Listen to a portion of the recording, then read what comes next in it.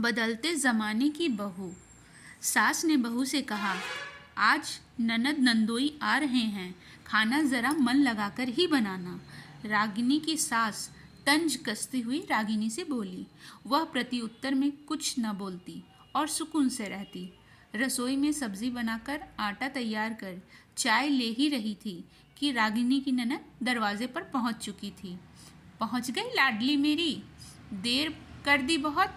दामाद जी, आपको ससुराल आने का मन नहीं कर रहा होगा ना? आपका भी आजकल की बहुओं की तरह ही हाल है। रागिनी की सास उसकी ननद को गले लगाते हुए दामाद से मजाक करने लगी, तो वहीं रागिनी को इनडायरेक्ट तरीके में ताना भी दे गई। चाय पानी ननद नंदोई को देकर रागिनी रसोई में जुट गई। ननद के साथ रागिनी की सास उनके फ़ोन की रंगीली दुनिया की सैर करने में जुट गई। फ़ोन के Facebook, Instagram, online shopping apps की सैर कर रही सासू माँ की आवाज़ अचानक से तेज हो गई। ऐसे कपड़े अच्छे लगते हैं, और कपड़े तो अच्छे ही रहते हैं सभी, बस बात तो ये है कि न पहनने वालों को भी थोड़ा देखना तो चाहिए कि उन पर क्या सही लग रहा है और क्या नहीं। दूसरों की देखा देखी में अपना बेडौल शरीर नज़रअंदाज करना कोई अच्छी बात है क्या? रागिनी को याद आया, पिछले महीने यही बात रागिनी को सामने सामने सुना रही थी उसकी सास, और बात महज इतनी सी थी कि रागिनी ने कुछ समय से अपने कपड़ों के चयन का ढंग बदल दिया था।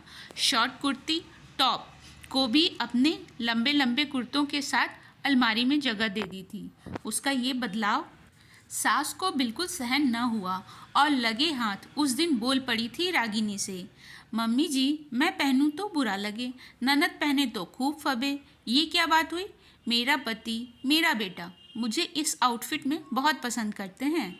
मेरे इस बदलाव से किसी को आपत्ति नहीं, तो मुझे तो अच्छा ही महसूस होगा ना। आप घर के कामों में राय देती हैं, मेरे कहीं आने जाने पर टोकती हैं, क्योंकि ये घर आपका है। लेकिन मेरी बॉडी पर कौन सा आउटफिट कैसा लगता है, आपसे नहीं पूछना मुझे। सास को ऐसा जवाब देकर मन ही मन बहुत असहज लग रहा था रागिनी को, और पति प्रतीक से उसने सब बता दिया। तब प्रतीक ने भी अपनापन लुटाते हुए कहा था, तुम्हारी अपनी भी जिंदगी है, सब कुछ सास के हिसाब से ही चलना चाहिए, ज़रूरी तो नहीं ना। हालांकि परेशान होकर ये बात कहने में 14 वर्षों की हिम्मत जुटाई थी उस दिन रागिनी ने।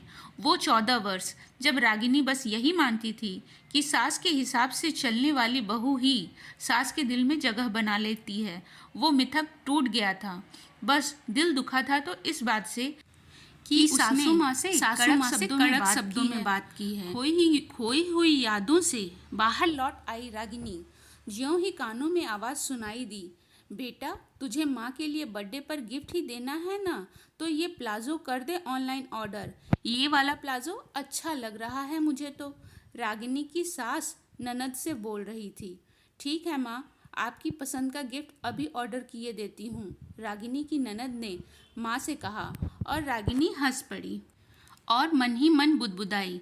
70 पार की उम्र में सास पहने प्लाजो और लंबे लंबे कुर्ते पहन बहू बनी रहे लाजो।